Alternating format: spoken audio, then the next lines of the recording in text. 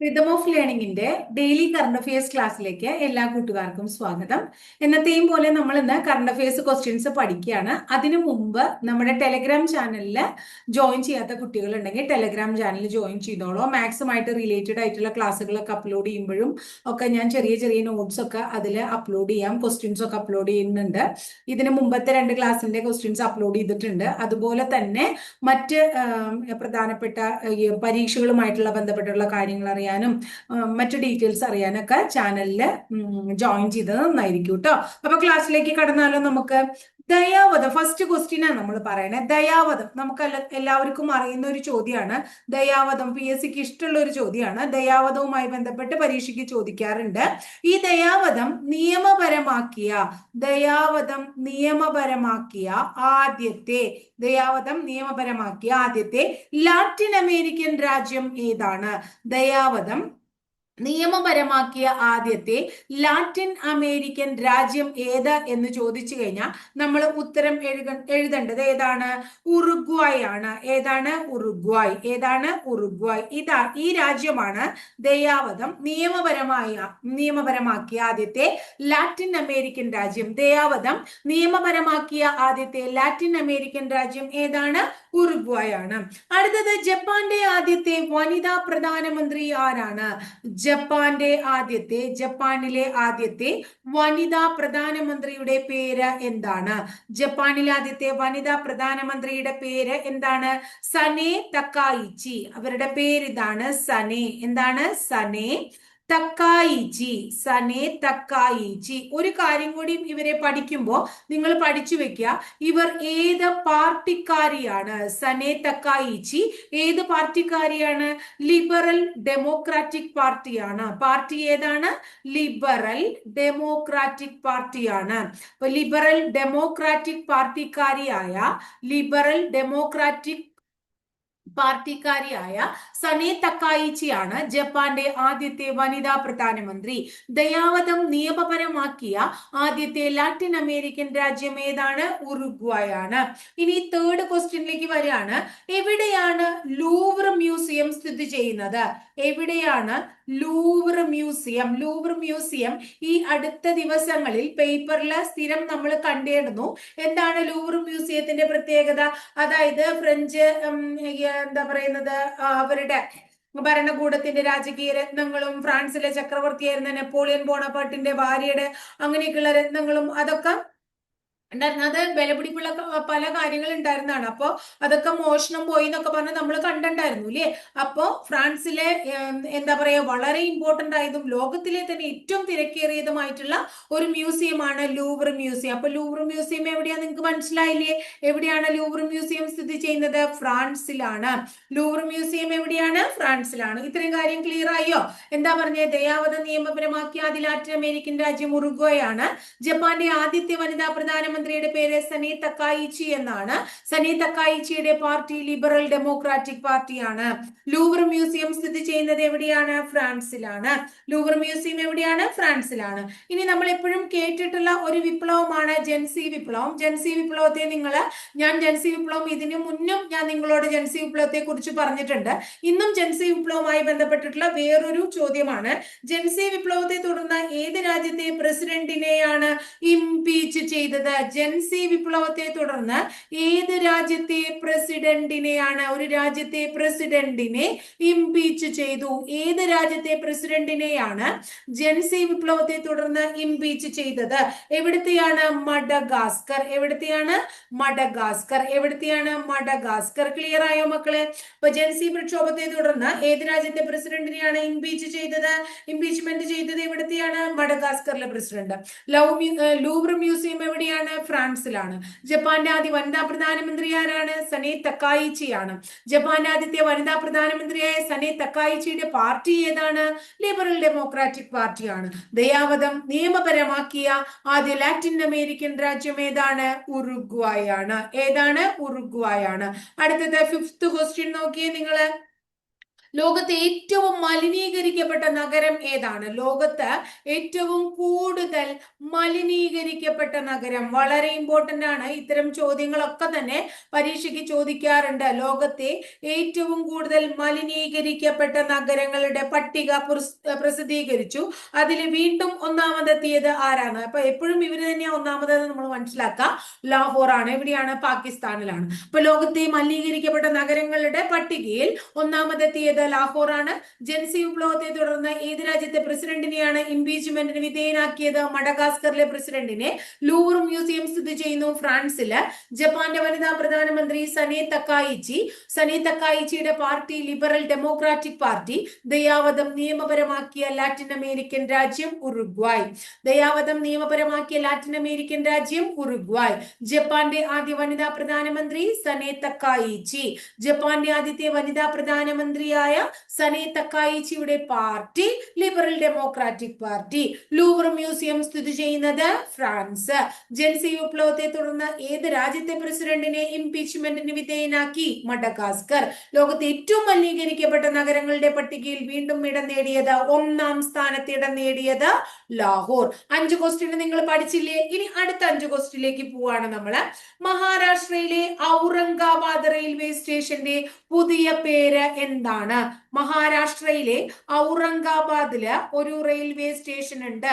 ആ റെയിൽവേ സ്റ്റേഷന് എന്ത് നൽകി? ഒരു പുതിയ പേര് നൽകി. എന്താണ് പുതിയ പേര്? ഛത്രപതി സാംഭാജി നഗർ സ്റ്റേഷൻ. സ്റ്റേഷന്റെ പേര് ഇതാണ്, ഛത്രപതി സാംഭാജി നഗർ സ്റ്റേഷൻ. അപ്പൊ ഇങ്ങനെ തന്നെ ചോദിക്കണമെന്ന് നിർബന്ധമൊന്നുമില്ല. ഛത്രപതി സാംഭാജി നഗർ സ്റ്റേഷൻ സ്ഥിതി ചെയ്യുന്നത് എവിടെയാണ്? അങ്ങനെ ചോദിച്ചൂടെ? എവിടെയാണ്? ഔറംഗാബാദിലാണ്. അപ്പൊ മഹാരാഷ്ട്രയിലെ ഔറംഗാബാദ് റെയിൽവേ സ്റ്റേഷന്റെ പുതിയ പേര് ഛത്രപതി സാംഭാജി നഗർ റെയിൽവേ സ്റ്റേഷൻ എന്നാണ്.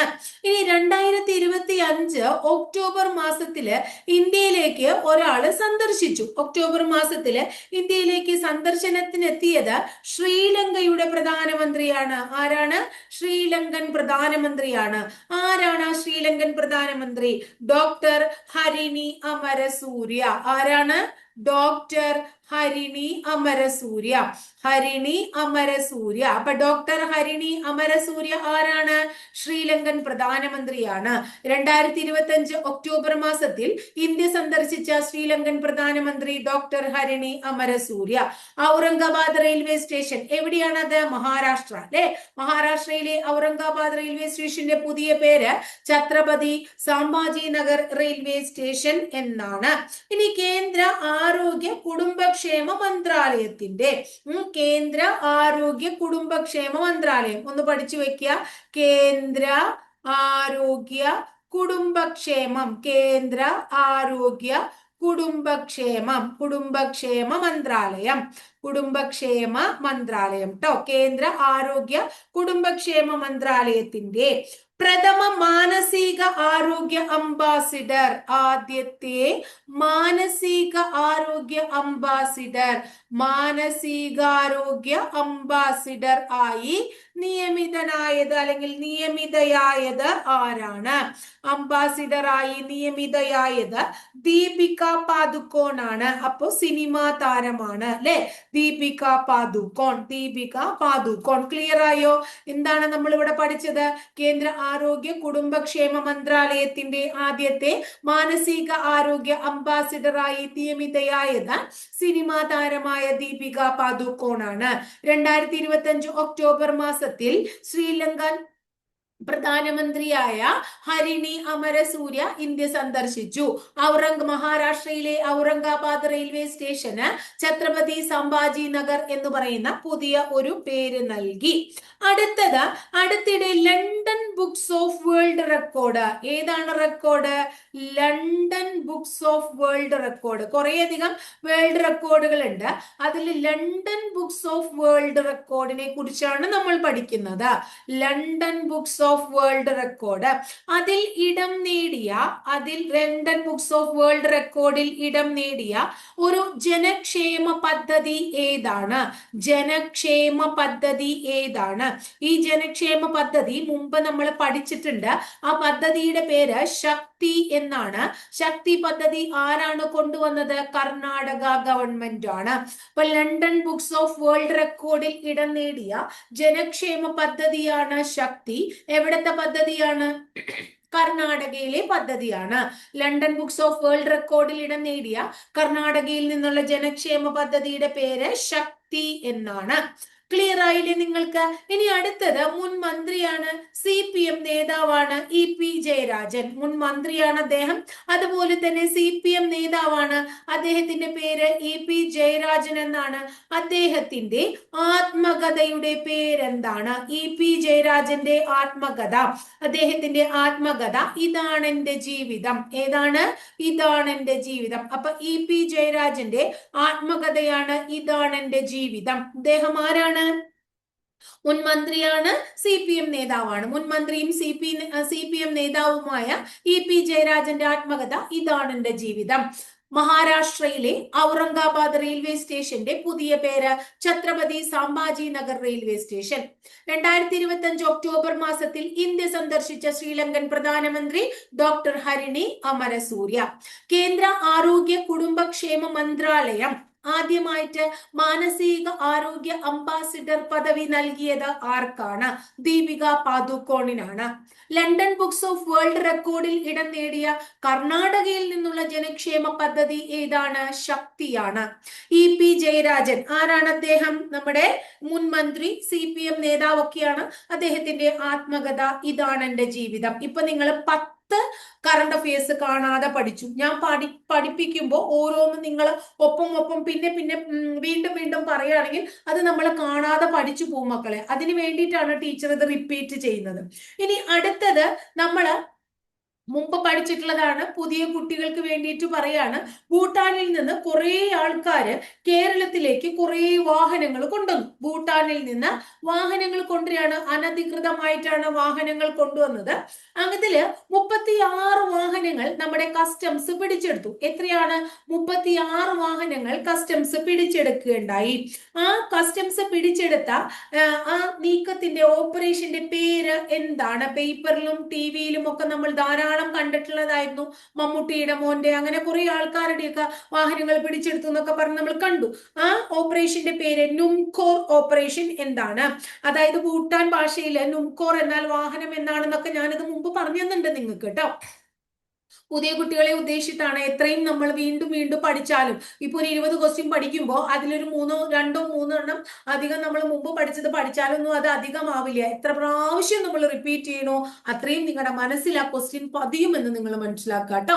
അപ്പൊ ഭൂട്ടാനിൽ നിന്ന് അനധികൃതമായിട്ട് കേരളത്തിലേക്ക് എത്തിച്ചെന്ന് സംശയിക്കുന്ന വാഹനങ്ങള് 36 വാഹനങ്ങൾ കസ്റ്റംസ് പിടിച്ചെടുത്തു. അതുമായി ബന്ധപ്പെട്ട് കസ്റ്റംസ് നടത്തിയ ഓപ്പറേഷന്റെ പേരാണ് നുംകോർ. എന്താണ്? നുംകോർ. ഇന്ത്യൻ ക്രിക്കറ്റ് കൺട്രോൾ ബോർഡിന്റെ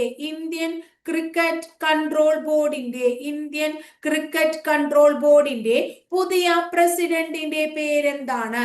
ഇന്ത്യൻ ക്രിക്കറ്റ് കൺട്രോൾ ബോർഡിന്റെ പുതിയ പ്രസിഡന്റ് ആരാണ്?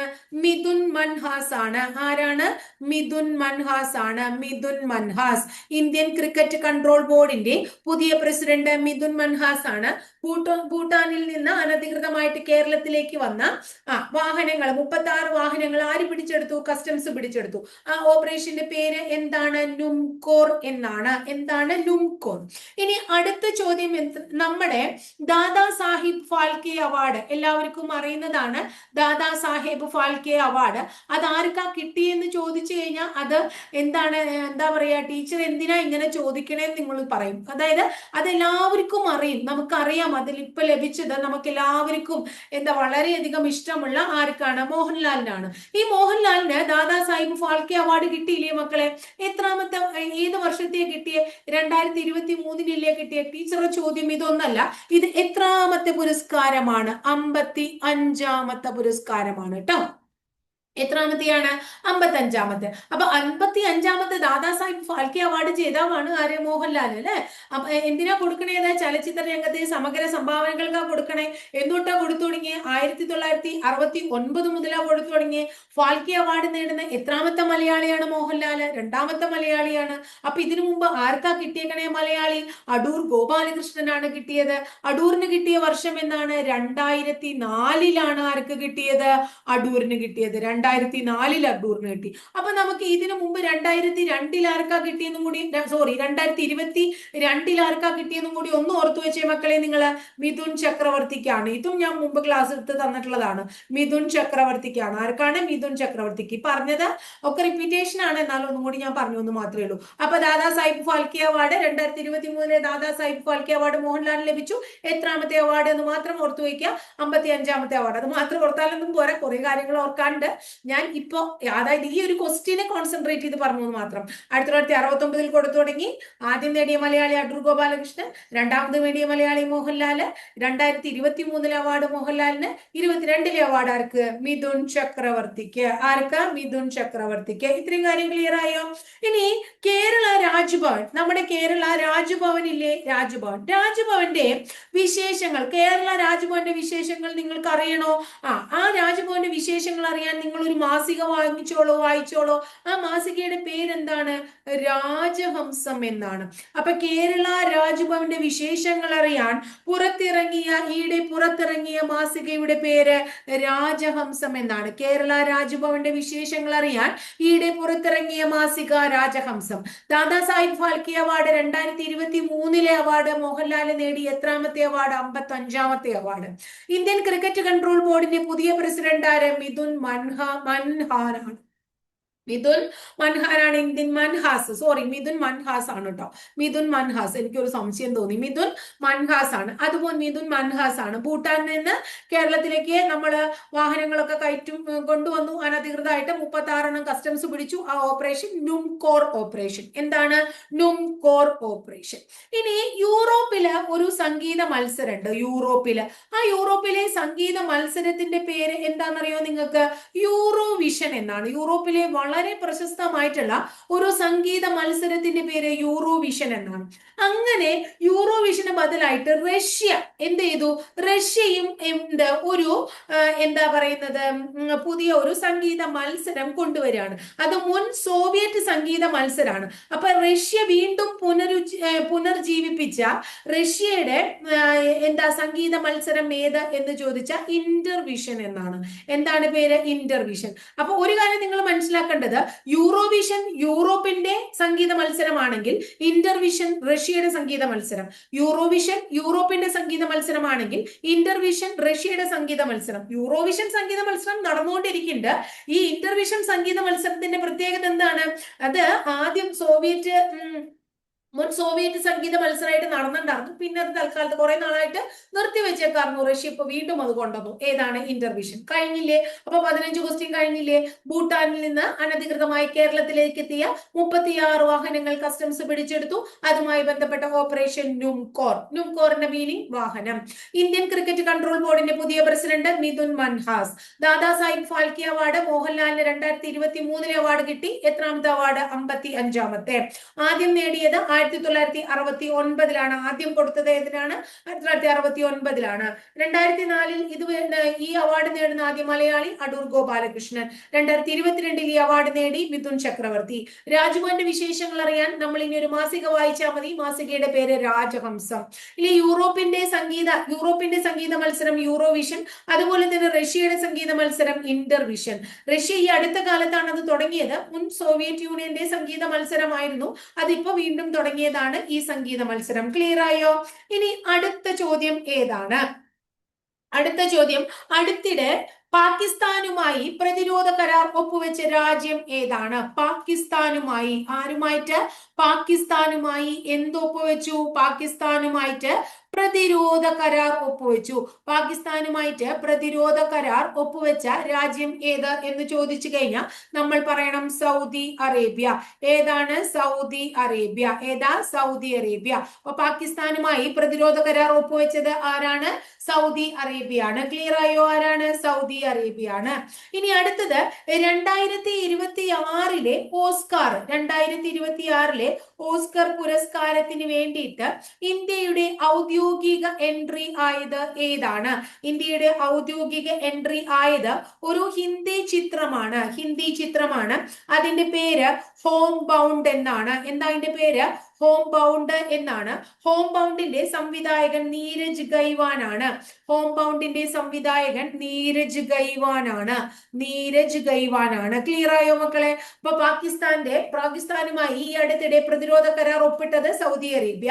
2026 ഓസ്കാറിലുള്ള ഇന്ത്യയുടെ ഔദ്യോഗിക എൻട്രി ആയ ഹിന്ദി സിനിമ ഹോം ബൗണ്ട് ആണ്. അതിന്റെ സംവിധായകൻ നീരജ് ഗൈവാൻ ആണ്. സംവിധായകൻ നീരജ് ഗൈവാൻ ആണ്. ഇനി ഹോളിവുഡ്സ് ഗോൾഡൻ ബോയ്, അതായത് ഹോളിവുഡിലെ സുവർണ ബാലൻ. ഹോളിവുഡിലെ സുവർണ ബാലൻ എന്താണ്? ഹോളിവുഡിലെ സുവർണ ബാലൻ അല്ലെങ്കിൽ ഹോളിവുഡ്സ് ഗോൾഡൻ ബോയ്. സുവർണ ബാലൻ അഥവാ ഹോളിവുഡ്സ് ഗോൾഡൻ ബോയ് എന്നറിയപ്പെടുന്ന വ്യക്തി ആരാണ്? റോബർട്ട് റെഡ് ഫോർഡ് ആണ്. റോബർട്ട് റെഡ് ഫോർഡ് ആണ്. ഇനി ഒരു കാര്യം നിങ്ങൾ മനസ്സിലാക്കുക, റോബർട്ട് റെഡ് ഫോർഡ് എന്താണ്? ബോളിവുഡിലെ സുവർണ ഫൂഡാണ് കേട്ടോ. അപ്പോ എന്താണ്? ഹോളിവുഡിലെ സുവർണ ബാലനൊക്കെയാണ്. ഹോളിവുഡ്സ് എന്താണ്? Hollywood's golden boy. Hollywood's golden boy. അപ്പോ ഹോളിവുഡ്സ് ഗോൾഡൻ ബോയ് എന്ന് പറയുന്നു ഇത് റോബർട്ട് എന്താണ്? റെഡ് ഫോർഡ് ആണ്. അപ്പൊ നമ്മൾ വിചാരിക്കും റോബർട്ട് റെഡ് ഫോർഡ് എന്ന് പറയുന്നത് ഒരു കൊച്ചുകുട്ടിയാണെന്ന്. അല്ല, 89 വയസ്സായ ആളാ. ഇപ്പൊ അദ്ദേഹത്തിന് 89 വയസ്സുണ്ട്. മുമ്പ് അദ്ദേഹം അങ്ങനെ അറിയപ്പെട്ടിരുന്നുള്ളൂ. അപ്പൊ എന്താ ഇദ്ദേഹത്തെ ഇപ്പൊ പഠിക്കേണ്ട കാര്യം ടീച്ചർ എന്ന് ചോദിച്ചു കഴിഞ്ഞാൽ ഇദ്ദേഹം ഈ അടുത്ത് അന്തരിച്ചു മക്കളെ. മനസ്സിലായോ നിങ്ങൾക്ക്? അപ്പൊ ഹോളിവുഡിലെ സുവർണ ബാലൻ എന്നറിയപ്പെട്ടിരുന്ന റോബർട്ട് റെഡ് ഫോർഡ് ഈ അടുത്തിടെ അന്തരിച്ചു. അപ്പൊ അതുകൊണ്ട് നമ്മളോട് ചോദിച്ചു കൂടായില്ല ആരാണ് ഹോളിവുഡ്സ് ഗോൾഡൻ ബോയ്? ആരാണ് അദ്ദേഹം? റോബർട്ട് റെഡ് ഫോർഡ് ആണ്. ആരാണ്? റോബർട്ട് റെഡ് ഫോർഡ് ആണ്. ക്ലിയർ ആയോ നിങ്ങൾക്ക്? റോബർട്ട് റെഡ് ഫോർഡ് ആണ്. ഇനി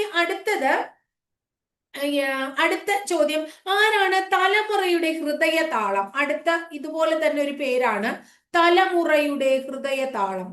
തലമുറയുടെ ഹൃദയതാളം. തലമുറയുടെ ഹൃദയതാളം ഒക്കെ സിനിമക്കാരാ. തലമുറയുടെ ഹൃദയതാളം എന്ന് പറയുന്ന അങ്ങനെ വിശേഷിപ്പിച്ചിരുന്ന ഒരാളാണ് അദ്ദേഹം. എന്താ പറയുന്നത്? ഒരു ബോളിവുഡ് നടനാണ്, സംവിധായകനാണ്. അദ്ദേഹവും ഈയിടെ മരിച്ചു. അപ്പൊ അദ്ദേഹത്തിന്റെ പേരും കൂടെ പഠിച്ചു വെച്ചേ. സുബീൻ ഗാർഗ്. ആരാണ്? സുബീൻ ഗാർഗ്. ആരാ? സുബീൻ ഗാർഗ്. അപ്പൊ ഇന്ന് പേരുകളാ പഠിച്ചല്ലേ കുറെയൊക്കെ. സുബീൻ ഗാർഗ് ഒക്കെ സിനിമക്കാരുടെ പേര് പഠിച്ചു അല്ലെ? സുബീൻ ഗാർഗ്. സുബീൻ ഗാർഗ് ഒന്ന് പറഞ്ഞേ. തലമുറയുടെ ഹൃദയതാളം നമ്മൾ നേരത്തെ ദീപിക പാദുക്കോണിനെ പഠിച്ചു അല്ലെ? അംബാസിഡർ ആണ്, മാനസികാരോഗ്യ അംബാസിഡർ. പിന്നെ മോഹൻലാലിനെ പഠിച്ചു അല്ലെ? അദ്ദേഹത്തിന് എത്രാമത്തെ 55ാമത്തെ ദാദാ സാഹിബ് ഫാൽക്കെ കിട്ടി പറഞ്ഞു. ഇപ്പൊ അതേ തലമുറയുടെ ഹൃദയതാളം എന്ന് പറയുന്ന വിശേഷിപ്പിച്ചിരുന്ന ഒരു വളരെ പ്രശസ്തനായിട്ടുള്ള ഒരു എന്താ പറയാ അസം സ്വദേശിയായിട്ടുള്ള ഒരു വ്യക്തി മരിക്കുകയാണ് അല്ലെ? അദ്ദേഹത്തിന്റെ പേര് എന്താണെന്നാ നമ്മൾ പറഞ്ഞത്? സുബീൻ ഗാർഗ് എന്നാണ്. സുബീൻ ഗാർഗ് ബോളിവുഡ് നടനും സംവിധായകനും ഒക്കെയാണ്. അതുപോലെ ഹോളിവുഡിലെ സുവർണ ബാലൻ എന്നറിയപ്പെടുന്ന വ്യക്തി അന്തരിച്ചു. അദ്ദേഹത്തിന്റെ പേര് റോബർട്ട് റെഡ് ഫോർഡ് എന്നാണ്. എന്താണ്? റോബർട്ട് റെഡ് ഫോർഡ് എന്നാണ്. ആരാണ്? Robert red Ford. ഇത്രയും കാര്യം ക്ലിയർ ആയില്ലേ? ഇനി അടുത്തത് ഒരു ചോദ്യം കൂടി ഉണ്ട്, അപ്പോഴാണ് 20 ചോദ്യം ആവുള്ളൂ. നമ്മുടെ കേരള മീഡിയ അക്കാദമി. എന്താണ്? Kerala media academy. മനസ്സിലാക്കുക, കേരള മീഡിയ അക്കാദമി കേട്ടോ. കേരള മീഡിയ അക്കാദമിയുടെ 2024-25 ഇന്ത്യൻ മീഡിയ പേഴ്സൺ അവാർഡ് നേടിയത് ആരാണ്? മീഡിയ പേഴ്സൺ അവാർഡ് നേടിയത് ആരാണ്? മീഡിയ പേഴ്സൺ അവാർഡ് നേടിയത് ആരാണ്? Media person award Kerala media അക്കാദമിയാണ്, പക്ഷെ കൊടുക്കുന്ന അവാർഡ് ഇന്ത്യൻ മീഡിയ പേഴ്സൺ അവാർഡാണ്. അത് നേടിയത് ആരാണ്? രാജ്ദീപ് സർദേശായ്. ആരാ മക്കളെ? രാജാവ് കേട്ടോ. രാജ്ദീപ് രാജ്ദീപ് സർദേശായ്. രാജ്ദീപ് സർദേശായ്. രാജ്ദീപ് സർദേശായ് ഇന്ത്യ ടുഡേയുമായിട്ട് റിലേറ്റഡ് ആയിട്ടുള്ള ആളാണ്. അത്ര ഓർത്താൽ മതി. ഇത്രയും ഡീറ്റെയിൽഡ് ആയിട്ടൊന്നും വേണ്ട. കേരള മീഡിയ അക്കാദമിയുടെ 2024-25 Indian media person of the person award. Indian media person award ആര് നേടി? രാജ്ദീപ് സർദേശായ്. തലമുറയുടെ ഹൃദയതാളം എന്ന് വിശേഷിപ്പിക്കുന്ന സിനിമക്കാരൻ സുബീൻ ഗാർഗ്. ഹോളിവുഡിലെ സുവർണബാൽ എന്ന് വിശേഷിപ്പിക്കുന്ന സിനിമക്കാരൻ റോബർട്ട് റെഡ്ഫോർഡ്. 2026 ഓസ്കർ ലേക്കുള്ള ഒഫീഷ്യൽ എൻട്രി ആയ ഇന്ത്യൻ സിനിമ ഹോം ബൗണ്ട്. അതുമായിട്ട് ബന്ധപ്പെട്ടിട്ട് അതിന്റെ സംവിധായകൻ നീരജ് ഗൈവാൻ. പാകിസ്ഥാനുമായി പ്രതിരോധ കരാറിൽ ഏർപ്പെട്ട രാജ്യം ഏതാണ്? Saudi Arabia. അപ്പൊ ഇപ്പൊ പറഞ്ഞ 4 നേരത്തെ പറഞ്ഞ 2 അങ്ങനെ 6 നമ്മൾ 20 എണ്ണത്തില് സിനിമക്കാരെ മാത്രം തന്നെ പഠിച്ചിരുന്നു അല്ലെ. അപ്പൊ നമ്മൾ ഇന്നും 20 ക്വസ്റ്റ്യൻ പഠിച്ചു. ഭംഗിയായിട്ട് നിങ്ങൾ ഈ 20 ക്വസ്റ്റ്യനും ഞാൻ പറഞ്ഞപ്പോ തന്നെ പഠിച്ചു കാണുമെന്നാണ് വിചാരിക്കണേ. ഒന്നും കൂടെ പറയാം. പാകിസ്ഥാനുമായി പ്രതിരോധ കരാർ ഒപ്പിട്ടു ആര്? Saudi Arabia. 2026 ഓസ്കാറിലേക്കുള്ള ഇന്ത്യയുടെ ഒഫീഷ്യൽ എൻട്രി ആയ ഹിന്ദി സിനിമ ഹോം ബൗണ്ട്. സംവിധായകൻ നീരജ് ഗൈവാൻ. ഹോളിവുഡിലെ സുവർണബാലൻ എന്നറിയപ്പെടുന്ന വ്യക്തിയുടെ അന്തരിച്ചു. 89 വയസ്സാണ്, ഓർക്കണം. Robert Redford. തലമുറയുടെ ഹൃദയതാളം എന്നറിയപ്പെടുന്ന സിനിമാക്കാരൻ മരിച്ചു. സുബീൻ ഗാർഗ്. കേരള മീഡിയ അക്കാദമിയുടെ 2024-25 ഇന്ത്യൻ മീഡിയ പേഴ്സൺ അവാർഡ് കൊടുത്തു. ആർക്ക്? നമ്മുടെ ഇന്ത്യ ടുഡേയുടെ രാജ്ദീപ് സർദേശായിക്ക്. ഇത്രയും മനസ്സിലായില്ലേ മക്കളെ? അപ്പൊ ക്ലിയർ ആയിട്ട് പറഞ്ഞു തന്ന ക്ലാസ്സുകളൊക്കെ ഭംഗിയായിട്ട് വായിച്ചും കേട്ടും കണ്ടൊക്കെ പഠിക്കുക കേട്ടോ. അങ്ങനെ നമുക്ക് എന്താണ് 2027 ഒരു ഗവൺമെന്റ് ജോലി നിങ്ങൾക്ക് സ്വന്തമാക്കണം. അങ്ങനെ എല്ലാവർക്കും നേടാൻ സാധിക്കട്ടെ. ടീച്ചറെ ക്ലാസ് ഒക്കെ ഇഷ്ടപ്പെടാൻ ഒന്ന് ലൈക്ക് ചെയ്യുക. ഇഷ്ടപ്പെട്ട ക്ലാസ്സുകൾ കൂട്ടുകാരിലേക്ക് ഷെയർ ചെയ്യുക.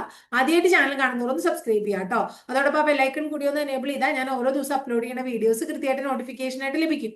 പിന്നെ ഒരു കാര്യം കൂടെ നിങ്ങൾ ചെയ്യണം. നിങ്ങൾക്ക് ഇഷ്ടപ്പെടുകയാണെങ്കിൽ, ക്ലാസ് ഒക്കെ ഇഷ്ടപ്പെടുകയാണെങ്കിൽ കമന്റ് ബോക്സിൽ ഒരു 1-2 കമന്റുകളൊക്കെ കൂടെ രേഖപ്പെടുത്താൻ ശ്രമിക്കുക കേട്ടോ. ശരി എന്നാ.